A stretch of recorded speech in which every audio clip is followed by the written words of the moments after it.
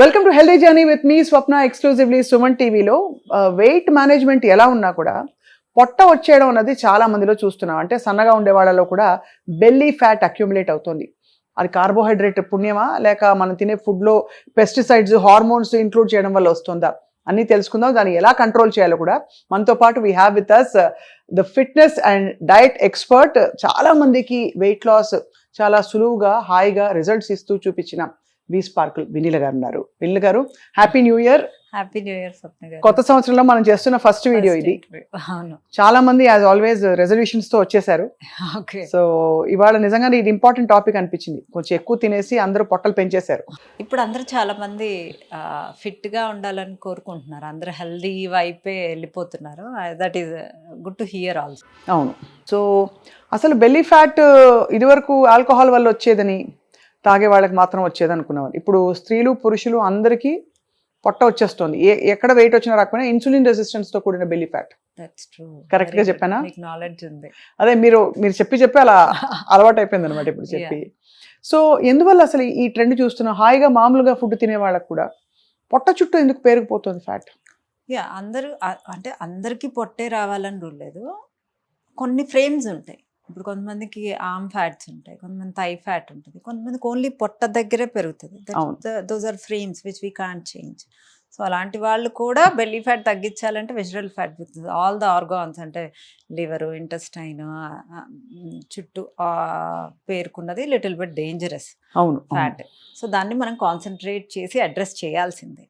So ఫ్రేమ్స్ని మనం ఏం చేయలేము. బట్ కొంతమంది స్ట్రెస్ ఎక్కువగా తీసుకోవటం వల్ల, కార్టిజాల్ ఆన్ అవ్వటం వల్ల, ఇన్సులిన్ రెసిస్టెన్స్ వల్ల, PCOD, PCOS, thyroid, metabolic disorders వల్ల మీకు బెల్లీ ఫ్యాట్ కూడా వచ్చే అవకాశాలు చాలా వరకు ఉన్నాయి. సో అయితే మనం తినే ఫుడ్తో దానికి ఇంపార్టెంట్ కనెక్షన్ ఉందని చెప్పచ్చా?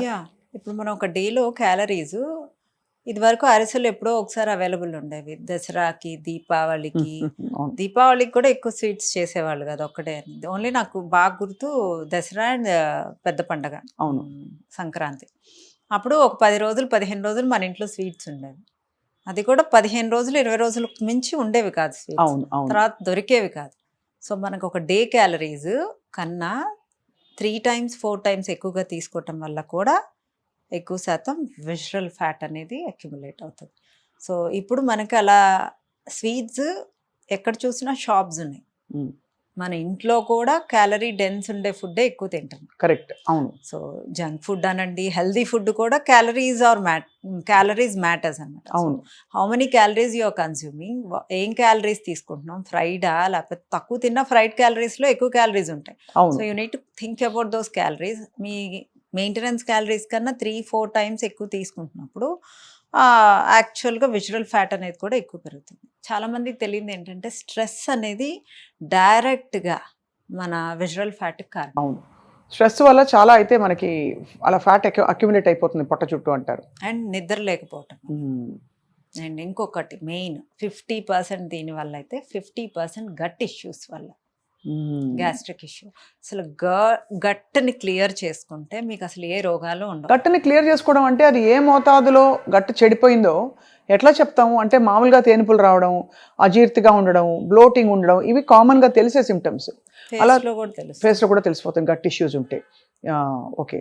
సో దాన్ని అడ్రస్ చేయడం వల్ల బెల్లీ ఫ్యాట్ తగ్గడం మొదలు పెడుతుందా, లేక దాంతో పాటు వేరే కూడా ఏమైనా చేయాలా? అసలు దాన్ని అడ్రస్ చేసేది ఎందుకు? మామూలుగా గట్ ఇష్యూస్ ఉండే వాళ్ళు ఆల్రెడీ మనకు అడ్రస్ చేయాల్సిన అవసరం లేదు. గట్ ఇష్యూస్ లేని వాళ్ళు కూడా గట్ ఫుడ్స్ తినాలి కదా. అవును, అంతే కదా. It's very important. ఇప్పుడు అన్నం ఎలా తింటే మనకు ఎనర్జీ వస్తుందో, అన్నం తినటం ఇంపార్టెంట్.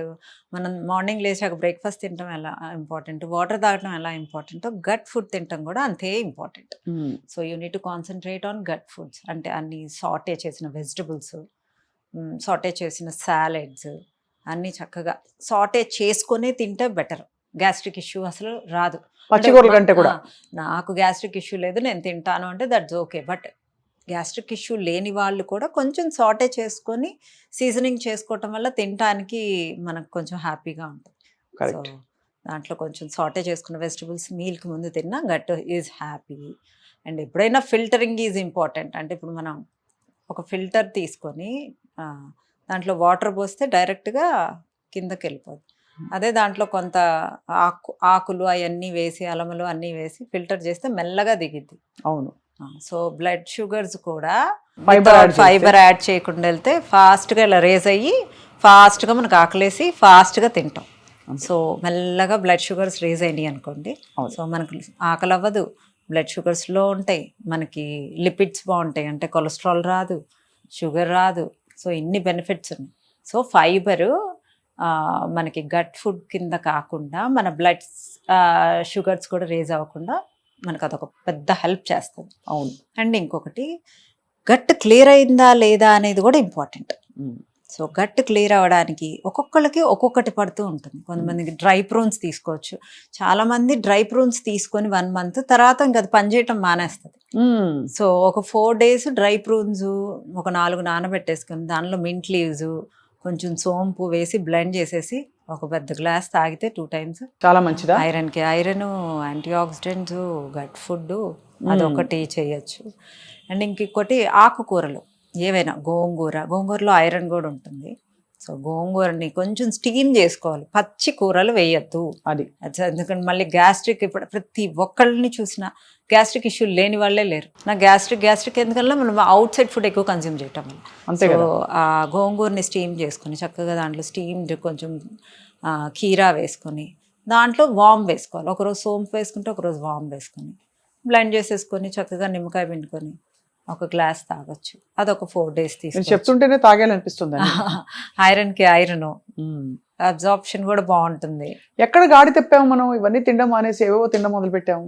ఇది వరకు ఒంట్లో బాగాలేకపోతే డాక్టర్ దగ్గరికి వెళ్ళేవాళ్ళు కాదు, కషాయాలు ఇలాంటివే అన్నీ ఉండేవి. ఇప్పుడు అవన్నీ బ్యాక్కి వెళ్ళిపోయి మళ్ళీ ముందుకు వస్తున్నాయి. అంతే కదా. పాలల్లో పసుపు వేసుకొని తాగటము. సో ఇప్పుడు మనం టర్మరిక్ వాటర్ తాగండి అన్నాం, ఎందుకంటే లాక్టోస్ ఇంటాలరెన్స్ వచ్చేసింది చాలా మందికి, గట్ సెన్సిటివ్ అయిపోయి. ఇదివరకు అంత గట్ సెన్సిటివ్ లేదు. సో లాక్టోస్ ఇంటాలరెన్స్ ఎక్కడో వినేవాళ్ళం, అప్పుడు చక్కగా పాలు బాగా తాగేవాళ్ళం. ఇప్పుడు పాలు తాగితే నాకు పడట్లా, అరగట్లా, తేపులు వస్తున్నాయి అనేది ఎక్కువ ఉన్నాయి. సో కర్డే తినమంటాం. Curd is absolutely safe. అవును అవును. సో ఓకే, లాక్టోస్ ఇంటాలరెన్స్ చాలా మందికి ఉంది కాబట్టి కొంచెం పసుపు, మిరియాలు, అల్లం జ్యూస్ వేసుకున్న మంచి గ్లాసు, అంటే డే మొత్తం ఒక 2 times ఇంత కప్పు తాగినా హ్యాపీ. అండ్ కంటిన్యూగా ఏది చేయొద్దు. ఈవెన్ దో టర్మరిక్ వాటర్ కూడా ఒక 4 days తీసుకుని ఒక 2-3 days బ్రేక్ ఇవ్వటం. ఒకరోజు ప్రూన్స్ జ్యూస్, ఒకరోజు గోంగూర జ్యూస్, ఒకరోజు మళ్ళీ ప్రూన్స్ జ్యూస్, అలా తీసుకుంటూ ఒకరోజు చక్కగా వెజిటబుల్స్, సొరకాయ, క్యారెట్, యాపిల్ 3, ఒకరోజు పైనాపిల్, ఆకుకూర బ్లెండ్ చేసుకొని తాగాలి. అంటే రోజుకొకటి. ఓకే, అంటే కడుపు జీర్ణం అనేది ఆ యాసిడ్స్, ఒక్కొక్క యాసిడ్ ఒక్కొక్క రకంగా పనిచేస్తుంది. ఎవ్రీడే ఒకే యాసిడ్. రోజు మనం పప్పుచారు అన్నది ఏంటంటే మనం పప్పుచారుని డెలీషియస్ ఉందా అంటే ఎక్స్ప్లెయిన్ కూడా చేయలేం. ఫస్ట్ డే ఎక్స్ప్లెయిన్ చేసినంత 15th day ఎక్స్ప్లెయిన్ చేయలేం, అలవాటు పడిపోతుంది. కరెక్ట్. సో బిర్యానీ కూడా రోజు తిన్నా కూడా బిర్యానీ యొక్క హ్యాపీనెస్ మనకు రాదు. సో ఒకేషనల్గా ఏదైనా స్వీట్స్ తిన్నా, బిర్యానీ తిన్నా అలా దట్ ఈస్. అసలు ఆ బిర్యానీ ఎందుకంటే అంత హైప్ చేస్తారు అర్థం కాదు కానీ అంటే అలాగే చూస్తే ముద్దపప్పు ఆవకాయ ఇంకా అసలు ఎంత బాగుంటుంది. నెయ్యి వేసుకుని కొత్త ఆవకాయ సీజన్ కూడా రాబోతుంది. గుత్తి వంకాయ బాగుంటుంది, పప్పుచారు బాగుంటుంది, వడియాలు బాగుంటాయి, ఉప్పు మిరపకాయలు బాగుంటాయి, అన్ని కారాలు, పంకిన్ సీడ్స్ తో కూడా కారం చేసుకోవచ్చు, ఫ్లాక్ సీడ్స్తో కారం చేసుకోవచ్చు. చాలా ఐ థింక్ ఇవన్నీ ఇంత ఆనందంగా జీవించగలిగితే, దాంతోపాటు మీరు చాలా ఇంపార్టెంట్ పాయింట్ ఒకటి చెప్పారు, నిద్ర నంబర్ ఆఫ్ అవర్స్ మాత్రమే కాదు, నిద్ర టైమ్ ఆఫ్ స్లీప్ మాత్రమే కాదు, quality of sleep, deep sleep రావడానికి 2-3 చిట్కాలు చెప్పండి మనకి. చక్కగా రోజు పంకిన్ సీడ్స్ పొద్దున ఒక టేబుల్ స్పూన్ కంపల్సరీగా తీసుకోండి. రాత్రి పడుకునే ముందు ఒక గుప్పుడు పిస్తా పప్పు తినండి. మెగ్నీషియం చక్కగా వచ్చేస్తుంది. మెగ్నీషియం వస్తుంది పిస్తా పప్పులో. సో దాంతో మనకి బాడీ రిలాక్స్ అయ్యి, ఎందుకంటే ఒక్కోసారి డీప్ స్లీప్ వచ్చినప్పుడు మనం లేచినప్పుడు ఫ్రెష్ గా ఉంటుంది, ఇక నిద్ర హ్యాపీగా ఉంటుంది, జాడ కూడా ఉండదు. ఒక్కోసారి నిద్ర లేచాక ఎందుకో స్లగిష్ గా కాఫీ తాగాక కూడా ఒక అరగంట పడుతుంది బయటికి మళ్ళీ వెళ్ళి పనులు చేసుకోవడం. సో దానికి పంకిన్ సీడ్స్ అండ్ పిస్తా పప్పు అదే చిట్కా. పొద్దున్నే ఒక టేబుల్ స్పూన్ మీ ఏ డైట్లో అయినా, అంటే మీ స్మూతీస్లో కూడా ఒక టేబుల్ స్పూన్ పంకిన్ సీడ్స్, పడుకునే ముందు ఒక గుప్పెడు పిస్తా పప్పు. మెగ్నీషియం, ఏవైనా మెగ్నీషియం రిచ్ ఫుడ్స్ తీసుకోవచ్చు. గట్ హెల్త్ అడ్రస్ చేసాం, ఎలా తీసుకోవాలి గట్ కి హెల్దీ ఫుడ్ అని. స్లీప్ కి మీరు చెప్పారు, డీప్ స్లీప్ కి. మోస్ట్ ఇంపార్టెంట్, స్ట్రెస్కి ఏం చేయొచ్చు వినీల గారు? స్ట్రెస్ తగ్గించుకోవడానికి మన డైటరీగా ఏం ఇంక్లూడ్ చేస్తే మనం కొంచెం కామ్ డౌన్ అవుతాము, మనకి కొంచెం హెల్దీ హార్మోన్స్ కూడా రిలీజ్ అవుతాయి? Stress first mental stress is అంటే చాలామందికి ఫుడ్తో ఫీలింగ్స్ ఉంటాయి. ఆ ఫుడ్ తిన్నప్పుడు స్ట్రెస్ పడే వాళ్ళు ఫుడ్ తినేసేయచ్చు. బట్ డిఫరెంట్ స్ట్రెస్ని we can't reduce with the food. కొంతమంది స్ట్రెస్ వస్తే బాగా తినేస్తారు, కొంతమంది తినరు, చాలామంది తింటారు. సో ఆ తినేది కంట్రోల్ చేసుకోవాలంతే. అంతే అంతే. స్ట్రెస్ని మీరు మెంటల్గా స్ట్రాంగ్ అవ్వాల్సిందే, అంతే తప్ప మ్యాజిక్ పోషన్ ఏమీ లేదు. ఏమీ లేదు. స్ట్రెస్ కోసం మామూలుగా అందరు తీసుకునేది మీరు ఎలాగో చెప్పరు, బికాజ్ ఇట్స్ అన్హెల్దియెస్ట్ థింగ్. స్ట్రెస్ కోసం చాలా మంది, మనం నాన్ ఆల్కహాలిక్ బెల్లీ ఫ్యాట్ గురించి మాట్లాడడం, ఆల్కహాలిక్ బెల్లీ ఫ్యాట్ అయితే చెప్పక్కర్లేదు, అది ఎంత నాశనం చేసేస్తుందో బాడీలో. ఇప్పుడు డాక్టర్స్ అందరూ వరల్డ్ వైడ్ చెప్తున్నారు కదా నీళ్ళు గారు. యా, అబ్సల్యూట్లీ నాట్ రికమెండెడ్ అని. సో ఫైనలీ గట్ హెల్త్ని సెట్ చేసుకుని మనం బెల్లీ ఫ్యాట్ని తగ్గించుకోకపోతే అనర్థాలు ఏమొస్తాయి బాడీలో? ఫ్యాటీ లివర్ నుంచి, fatty liver, sugar, BP, cholesterol increase అవుతుంది, ఒబెసిటీ కూడా. అంటే ఇంకా బెల్లీ ఫ్యాట్ వల్ల మనకి నీ పెయిన్స్ అన్నీ స్టార్ట్ అవుతూ ఉంటాయి. అంతే కదా. అండ్ ఇది ఎక్సర్సైజ్ అండ్ డైట్ రెండుతో కరెక్ట్ చేయాల్సిన విషయాలు. కానీ ఎక్సర్సైజ్ పాడు ఎంత ఉంటుంది ఇందులో? Exercise will tone your part. ఇప్పుడు ఎక్సర్సైజ్ మీ అందరూ సిటప్స్ చేసేస్తారు ఇలా ఇలా, మజిల్ని అక్కడ బ్రేక్ చేస్తుంది, అప్పుడు మజిల్ బిల్డ్ చేస్తుంది. ఫ్యాట్ తగ్గాలి అంటే క్యాలరీ డెఫిసిట్ అవసరం. అలానే ఎక్సర్సైజ్ అవసరం లేదా అంటే exercise is also equally important. 30% exercise and 70% diet.